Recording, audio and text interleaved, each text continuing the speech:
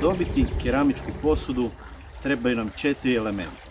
To su zrak koji imamo kao što vidite ovdje, vodu koju također imamo ovdje, vrlo čistu vodu. Treba nam glina koju ćemo pronaći ovdje i treba nam, znači, 4. element, a to je vatra, a nju ćemo dobiti naravno iz drveta. Ono što je najvažnije, a to je 5. element. 5. element ste upravo vi.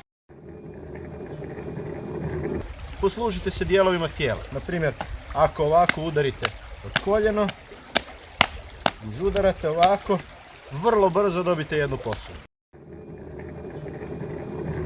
Mi ćemo danas ovako jednostavno posudicu staviti na sušenje, što bliže ovako laganoj vatrici. Mi smo danas u prirodi pa smo koristili prirodne predmete, koristili smo kamenčiće, možemo recimo koru od drveta utiskivati unutra. I sada ćemo polagano, znači, oko nje ložiti vatru da se ona što polakše zagrijava.